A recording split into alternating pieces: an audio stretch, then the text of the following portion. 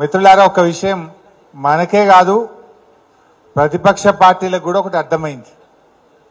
మెదక్లో ఎవరు గెలుస్తారంటే BRS party గెలుస్తుంది, అందులో ఎవరికి అనుమానం లేదు. కాంగ్రెస్ పార్టీలో కొంతమంది సర్వే చేసుకుపోయినారు పోటీ చేద్దామని. సర్వే చూసుకున్నాక ఇక లాభం లేదు, ఇలా పోటీ చేస్తే అని తోకముడిచి వెళ్ళిపోయింది. ఇవాళ బీజేపీకి వెళ్ళి అభ్యర్థి వచ్చిండు. ఆ అభ్యర్థి మంచోడైతే మొన్ననే దుబ్బాకలో గెలిపియాలి కదా. ఆయన 4 ఏళ్లు ఎమ్మెల్యేగా పనిచేసిన తర్వాత, 4 ఏళ్లు ఎమ్మెల్యేగా ఆయన పాలన చూసిన తర్వాత ఈయన మాకు పనికిరాడు అని 54,000 ఓట్లతో కొత్త ప్రభాకర్ రెడ్డి గారిని గెలిపించారు.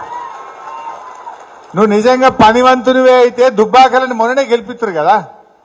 4 ఏళ్లు నువ్వు ఎమ్మెల్యే పనిచేసిన తర్వాత నీ పనితీరు బాగలేదు, నువ్వు మాకు పనికిరావు అని ఆయనను పక్కకు పెట్టి 54,000 ఓట్లతో కొత్త ప్రభాకర్ రెడ్డిని గెలిపించారు.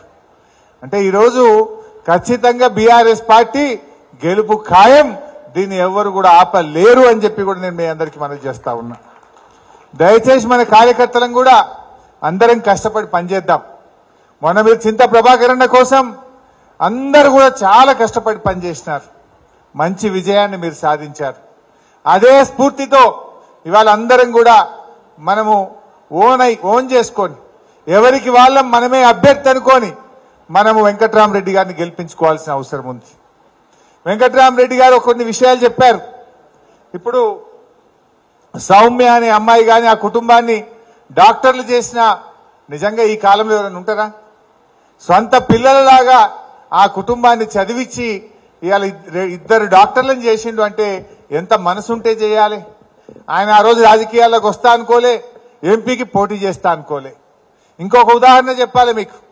2014లో ఇదే సంగారెడ్డిలో వారు జాయింట్ కలెక్టర్గా ఉండే మా సిద్దిపేట డివిజన్లో దుబ్బాక ప్రాంతం నుంచి ఒక చేనేత కార్మికుల కుటుంబం, తల్లి తండ్రి 2 ఎయిడ్స్ పేషెంట్లు, పాపం 2 చనిపోయినారు.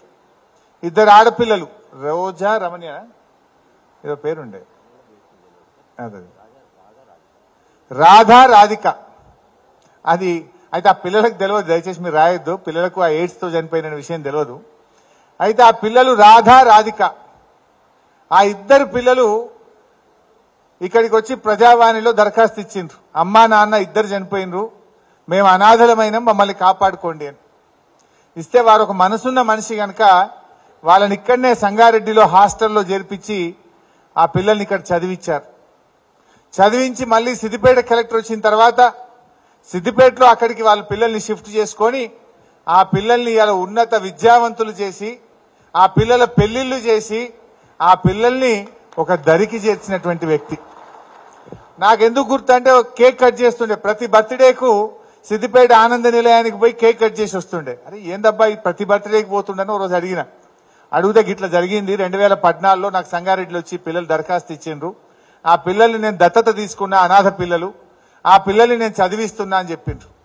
అందులో ఒక అమ్మాయి పీజీ చేసి ఇవాళ మంచి ఉద్యోగం పొందింది. ఆ అమ్మాయి పెళ్లి కూడా తనే దగ్గరుండి కన్న తల్లిదండ్రుల్లాగా పెళ్లి చేసినాడు. ఆ 2వ అమ్మాయి కూడా ఇప్పుడు పీజీ చదువుతా ఉంది, ఇప్పటికీ ఆ అమ్మాయిని కూడా చదివిస్తా ఉన్నాడు. అంటే ఒక మనసున్న మనిషి. అట్లా చెప్పాలంటే చాలా ఉదాహరణలు ఉన్నాయి. ఒకసారి చేరియాల్లో కూడా మా దగ్గర ఒక ఆయన ఇల్లు కట్టుకుంటే ఆ ఇల్లు కడతా ఉంటే ఇంటికి నీళ్లు పడుతుంటే ఆ ఇంటి మీదకి వెళ్ళి పడి నడుమిరిగిపోయింది. నడుమిరిగిపోతే అది పత్రికలో వచ్చింది. రోజు నేను పేపర్లు చదివిన, అప్పుడెప్పుడు 2016 అనుకుంటా. నడుమిరిగిపోతే ఆసుపత్రిలో జాయిన్ అయిపోతే చివరికి ఆ కట్టుకుంటున్న ఇల్లు అమ్ముడుకున్నాడు, భూమి అమ్ముకున్నాడు, మొత్తం పోయి ఆయన వైద్యం చేయించుకొని వస్తే జీవోత్సవం లాగా బెడ్ రిడన్ పేషెంట్ అయిపోయింది. మనిషి బతికింది కానీ మంచం మీదకి వెళ్ళేవాడు. 2 ఆడపిల్లలు వాళ్ళు వచ్చి ప్రజావాణిలో దరఖాస్తు ఇస్తే ఆ పిల్లల్ని అడాప్షన్ తీసుకొని కొత్త ఇల్లు కట్టించి ఆ పిల్లల్ని చదివించిన సంఘటన సిద్దిపేట జిల్లా చేరియాల్లో జరిగింది.